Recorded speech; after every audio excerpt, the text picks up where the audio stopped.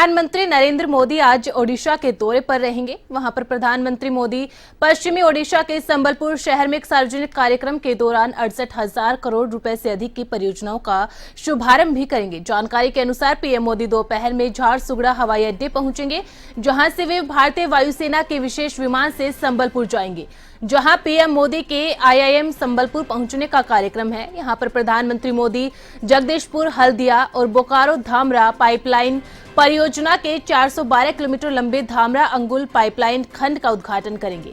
ऊर्जा गंगा के तहत 2,450 करोड़ रुपए से अधिक की लागत से निर्मित यह परियोजना ओडिशा को राष्ट्रीय गैस ग्रिड से जोड़ेगी। वहीं मोदी मुंबई नागपुर झारसुगड़ा पाइपलाइन परियोजना के नागपुर झारसुगड़ा प्राकृतिक गैस पाइपलाइन खंड की आधारशिला भी रखेंगे।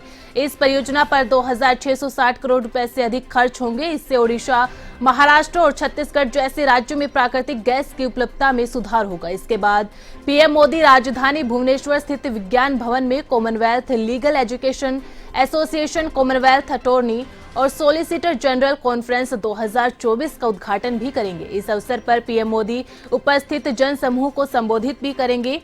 वहीं आपको बता दें कि सम्मेलन का विषय न्याय करने में सीमा पार की चुनौतियां है।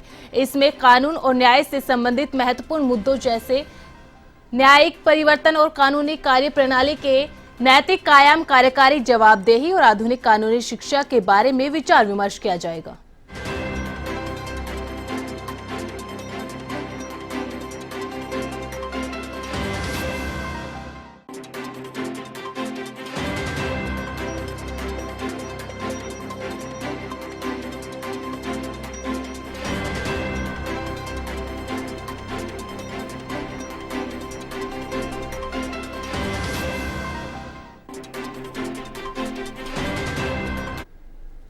वही ज्यादा जानकारी के लिए रुक कर लेते हैं हमारे वरिष्ठ संवाददाता दुर्गेश एन भटनागर के लिए।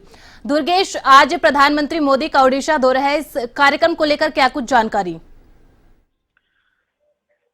देखिए मीशा, प्रधानमंत्री का दौरा बहुत इम्पोर्टेंट है। लगातार पूरे देश भर में उनके दौरे रह रहे हैं, लेकिन सबसे बड़ी बात है कि विकासात्मक जो कार्यक्रम हैं उनके ऊपर ज्यादा फोकस है केंद्र सरकार का। देखिए अब 2 महीने बाद जो है वो लोकसभा की चुनाव की जो सरगर्मियां तेज होने वाली है और चुनाव हैं, तो ऐसे में जो सरकार है पूरी तरीके से हर एक स्टेट को फोकस करते हुए जो है काम कर रही है। वहीं अगर केंद्र सरकार के कार्यक्रमों की बात करें तो हर स्टेट में कोशिश इसी बात की है कि केंद्र की जो कल्याणकारी योजना है वो हर स्टेट में पूरी तरीके से उसका क्रियान्वयन हो रहा है या नहीं हो रहा है, इस पर पूरा फोकस है। आज भी जो है वो प्रधानमंत्री है वो ओडिशा के दौरे पर रहने वाले, करीब 68,000 करोड़ से अधिक की परियोजना का जो है वो शुभारंभ करने वाले। देखिए, विकास एक बहुत बड़ी महती चुनौती है और सबसे बड़ी बात है विकसित भारत बनाने का जो एजेंडा लेकर केंद्र सरकार चल रही है 2047 में, जो विकसित भारत बनाने की जो उनकी मुहिम है और 5 ट्रिलियन की जो इकोनॉमी बनाने की जो बात है और तीसरे नंबर पर आने की जो बात है वर्ल्ड में, तो उसके लिए विकास को जो है वो बहुत तेज गति से बढ़ाना होगा, समयबद्ध सीमा में उन चीजों को करना होगा। तो यही सारी चीजें हैं और इसको लेकर जो है वो प्रधानमंत्री का ये जो दौरा है ओडिशा का, ये बड़ा इम्पोर्टेंट है। 68,000 करोड़ रुपए से अधिक की जो परियोजना है उनका वो शुभारंभ करने वाले हैं प्रधानमंत्री। और उसके बाद इसके साथ साथ ही केंद्र सरकार का जो फोकस है, अमीषा आपको बता दें कि किस तरीके से विदेश नीति पर जो है वो फोकस रहे और उसके साथ जो है ग्लोबल लीडर के तरह भारत जो है वो काम करे। इसी को लेकर जो है आज एक बड़ा कार्यक्रम भी और होने वाला है, सॉलिसिटर जनरल कॉन्फ्रेंस होने वाली है। इसके अंदर जो है हमारे पड़ोसी राज्यों के जो पड़ोसी देशों के जो लोग हैं, सॉलिसिटर जनरल्स जो हैं वो आने वाले हैं और उनसे जो है न्याय परिवर्तन और जो सीमा पार विवाद और उस तरीके की जो स्थितियां बनती है उसको लेकर एक सम्मेलन का आयोजन किया जा रहा है।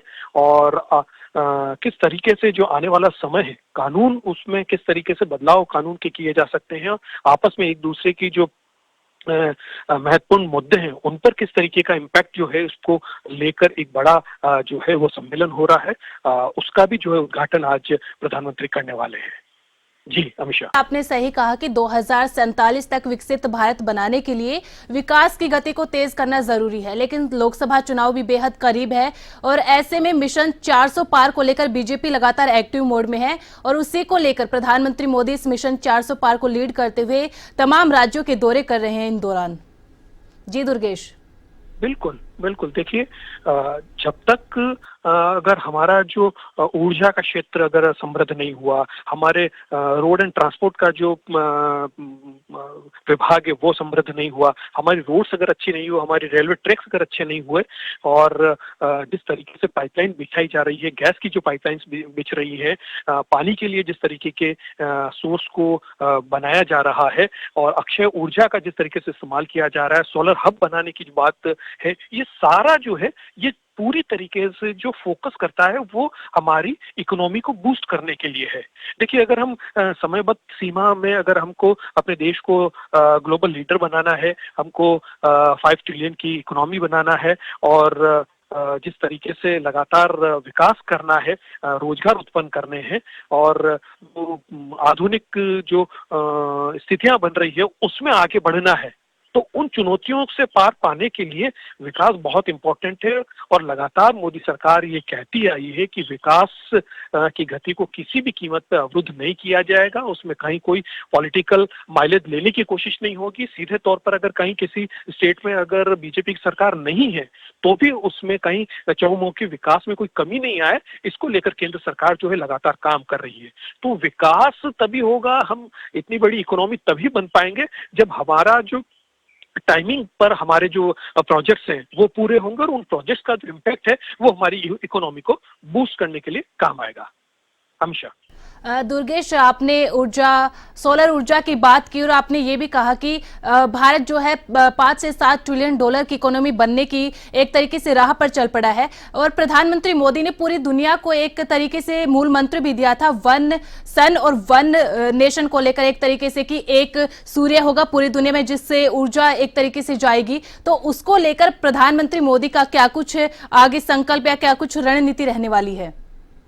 देखिए केंद्र सरकार ने साफ तौर पर कहा है, देखिए हमारा देश के लिए सबसे बड़ी जो उपलब्धता है वो सूर्य की है।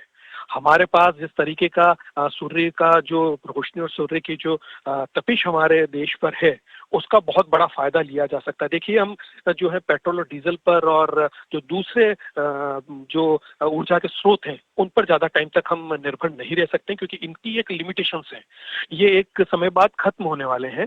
तो ऐसे में इनकी जो है वो रेट्स भी इंक्रीज होगी और वो सारी चीजें हैं बहुत उसका, और जब पेट्रोल डीजल की कीमतें बढ़ती है, गैस की कीमतें बढ़ती है तो उसका सीधा इम्पैक्ट जो है वो पूरे सिस्टम पर आता है। तो ऐसे में सूर्य एक ऐसा हमारे लिए कहना चाहिए कि भगवान का एक देन है भारत के लिए कि यहाँ पर जो है सोलर के द्वारा जो है ऊर्जा का उत्पादन किया जा सकता है।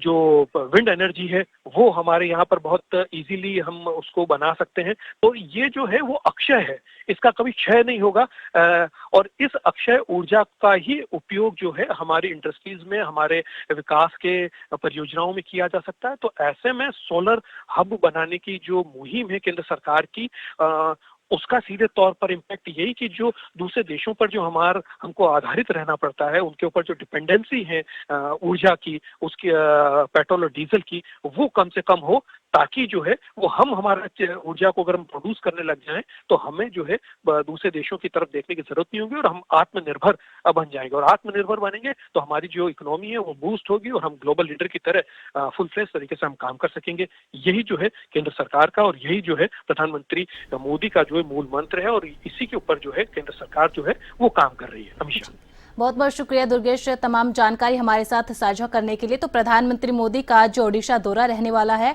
और इस दौरे के दौरान ओडिशा वासियों को 68,000 करोड़ के प्रोजेक्ट्स की सौगात भी देंगे।